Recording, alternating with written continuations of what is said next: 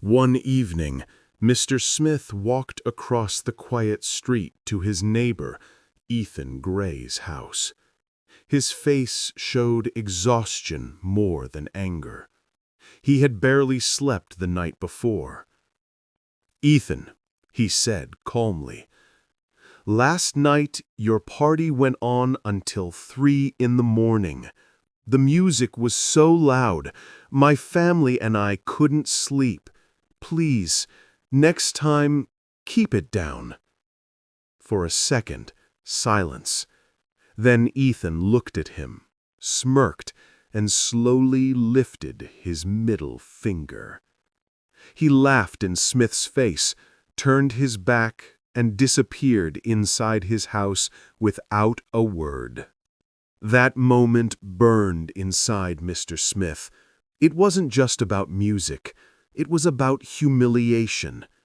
It was about being treated as if his words, his life, his peace meant nothing.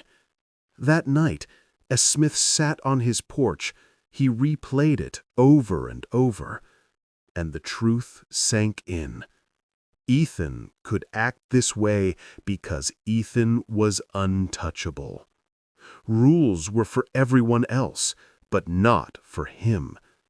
Because Ethan Gray was the son of Eleanor Gray. Eleanor wasn't just Ethan's mother. She was the president of the Homeowners Association, the HOA, and in that neighborhood, her word was law. The prison of perfection. From a distance, the neighborhood looked like paradise. Every house identical, every mailbox straight, every lawn trimmed like a perfect green carpet. Visitors would often say, "This is the most beautiful street I've ever seen." But those who lived inside knew the truth. This wasn't a neighborhood. It was a prison without bars. Every detail of life was controlled. Mrs. Peterson loved blue flowers. She planted them proudly in her front garden. A violation notice arrived. Non-compliant plant color. Fine, $300. She cried as she painted her garden white. Mr. Jones forgot to take down his Christmas lights. They hung for one night too long. The next morning, a fine of $500 per day. His children watched confused as their decorations were ripped from the roof. Another resident received a warning because their trash cans sat 12 inches away from regulation distance. 12 inches too far, and it cost them $100. Eleanor Gray called it maintaining order, but everyone knew what it really was: control through fear. There was one person, however, who never received fines, no matter what he did: Ethan Gray.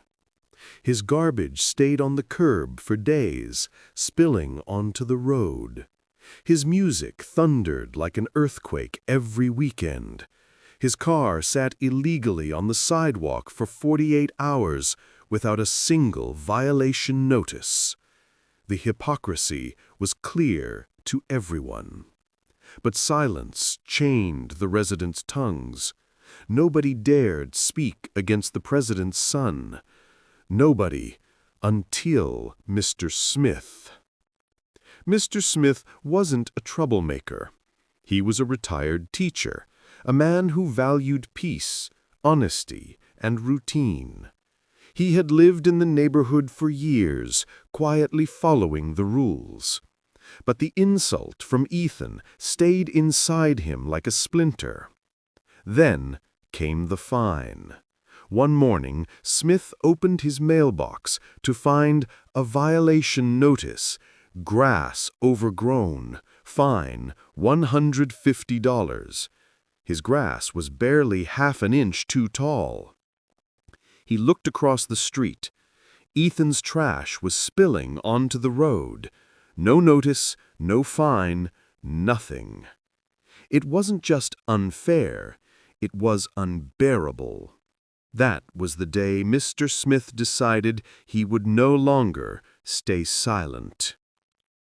Smith dusted off his old digital camera. For the first time, he became not just a neighbor, but an investigator. On Tuesday, at 1 a.m., he recorded Ethan's motorcycle roaring through the streets. The sound meter on his screen read levels that could shatter glass. On Thursday, he photographed Ethan's car parked on the sidewalk, time-stamped proof in hand.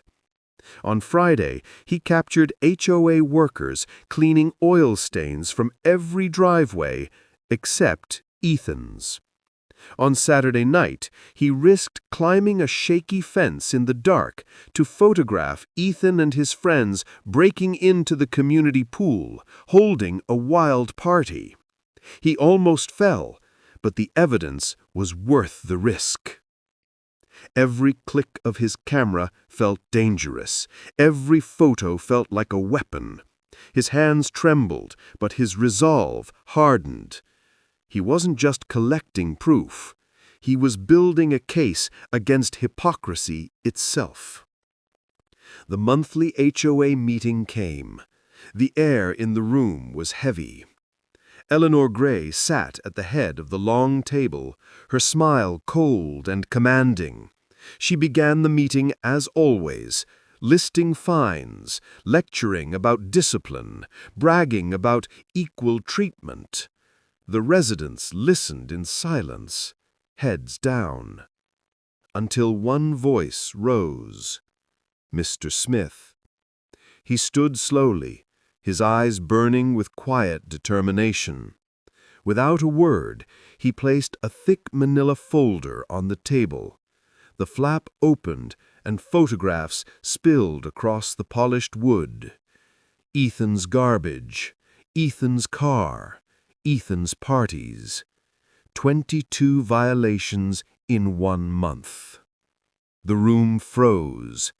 Eleanor's smile vanished. Her face went pale.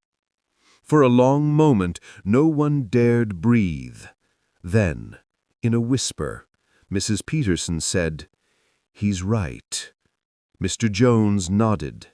Mrs. Kahn lowered her eyes, but her tears said everything. The silence.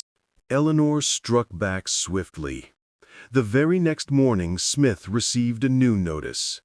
Defamation, violation of good conduct, fine $500. That night, his mailbox was smashed. Trash was deliberately scattered on his lawn. Harassing phone calls shook his home. But Smith did not bend. He sat on his porch, watching, waiting, unafraid. For the first time in years, he felt free. What Smith didn't know was that his defiance lit a spark. Mrs. Peterson secretly paid his $500 fine. Mr. Jones filed a complaint against the board. Other neighbors, inspired, began to speak. Letters of protest flooded the HOA office. Eleanor tried to silence them, but the tide had turned. A special community vote was called, and for the first time, the residents spoke as one. Eleanor Gray was forced to step down. Her iron grip was broken.